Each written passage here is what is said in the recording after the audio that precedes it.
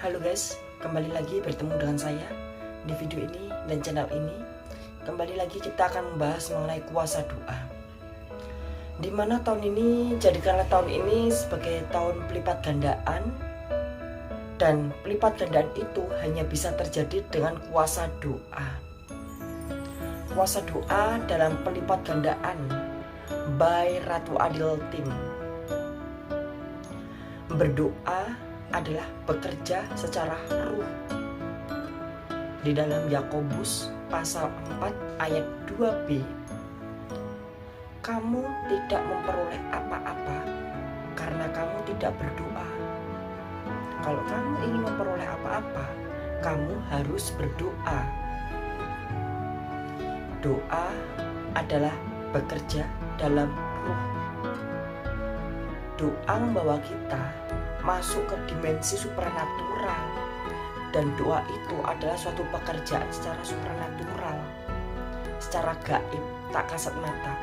Karena dengan kita berdoa, maka roh yang ada di dalam kita akan bekerja. Roh Kudus akan bekerja untuk kita. Kalau kita mau pelipat gandaan secara supranatural yang tak masuk logika, maka bekerjalah secara supranatural, yaitu dengan berdoa. Berdoa adalah bekerja secara supranatural, pelipat gandaan yang tak masuk logika. Dimana dengan kita berdoa, maka Tuhan itu akan menyertai segala perbuatan kita, segala usaha kita. Lalu bagaimana caranya agar berdoa dapat berlipat gandakan segala hasil kita, usaha kita? Ada rahasia dalam berdoa buat pelipat gandaan. Yang pertama, kita harus berdoa sesuai kehendak Allah Bapa atau Allah Yahweh, di mana Allah Bapa, Allah Yahweh itu memperkenankan doa yang sesuai dengan kehendaknya.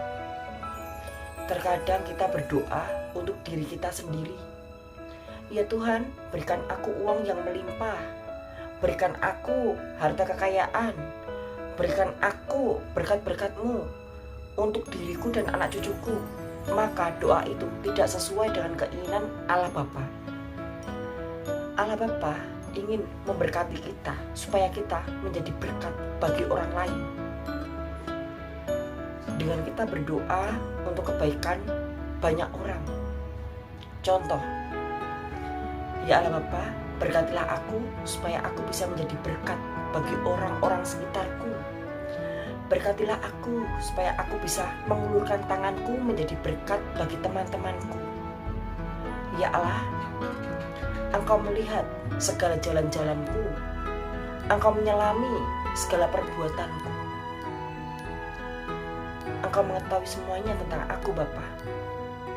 Aku meminta berkat dari-Mu supaya aku bisa menyalurkan berkat dari-Mu kepada teman-temanku, kepada orang-orang yang aku kasihi, bahkan kepada musuh-musuhku. Aku memberkati mereka. Sekalipun mereka memusuhi aku, sekalipun mereka membenci aku, tapi aku selalu memberkati mereka. Itu adalah contoh doa yang berkenan di hadapan Allah Bapa. Lalu rahasia doa yang kedua, doa dengan roh yang menyala-nyala. Kita tuh harus berdoa dengan roh yang menyala-nyala. Karena apa? Semakin kuat roh kita dalam doa, semakin kuat power kita dalam doa, maka power doa itu akan semakin melejit, akan semakin kuat, dan akan semakin lebih lagi menunjukkan kemampuannya. Kalau kita berdoa hanya secara fisik, secara manusia, doa kita sia-sia, nggak ada kuasanya. Doa yang memiliki kuasa adalah doa yang didoakan dari roh yang menyala-nyala, dari roh yang berkobar-kobar akan Tuhan, sehingga doa itu memiliki spirit, memiliki power. Oke? Jadi doa itu akan mengandung spirit, mengandung power, mengandung kuasa, kekuatan, roh yang bisa dimanifestasikan dalam bentuk segala hal. Itu adalah rahasia doa yang kedua. Lalu rahasia doa yang ketiga, berdoa dengan memperkatakan rema firman. Dalam 1 Timotius pasal 1 ayat 18 berkata, firman Tuhan adalah senjata yang harus kita gunakan supaya bisa berperang dengan baik dan menang. Firman Tuhan, firman Allah, itu adalah senjata bagi kita untuk berperang dan bisa memenangkan suatu peperangan. Dalam segala peperangan, peperangan perlombaan, peperangan kehidupan, peperangan melawan iblis, peperangan melawan roh-roh kegelapan, dan lain sebagainya. Kita bisa menang bila mana kita mengandalkan firman Tuhan. Janganlah engkau mengandalkan dirimu sendiri, karena ketahuilah kita manusia adalah makhluk yang lemah. Kita manusia adalah debu. Kita berharga dan berarti karena roh Allah, bukan karena diri kita sendiri. Kita butuh kuasa Allah, kita butuh Tuhan. Rema Tuhan setiap kita akan menjadi kekuatan tersendiri yang akan memicu doa kita semakin besar, semakin memiliki power, spirit. Jadi semakin memiliki kuasa, kekuatan. Karena apa? Rema yang datang dari Tuhan itu adalah rema kepastian yang sudah Tuhan pastikan di dalam hidup kita. Kalau Tuhan sudah memberikan rema kepada kita, Tuhan akan bertanggung jawab terhadap rema itu. Maka dari itu, perkataan rema ini dengan baik. Kalau orang-orang Kristen bilang doa profetik, doa profetik itu adalah doa untuk memperkatakan rema Tuhan. Apa yang disampaikan Tuhan melalui hati kita, apa yang disampaikan Tuhan melalui ruh kita. Kita sebagai manusia adalah makhluk yang berarti nurani.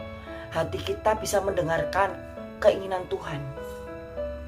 Maka dari itu, pekalah di dalam Tuhan. Itu adalah rahasia doa yang dikabulkan oleh Allah, Tuhan kita semua. Dan tahun ini, jadikanlah tahun ini sebagai tahun pelipat gandaan. Dan percayalah, Tuhan akan bekerja di dalam doa-doa kita. Dan Tuhan akan mengabulkan apa yang kita doakan. Asalkan kita berdoa dengan benar, berdoa dengan spirit, power, ruh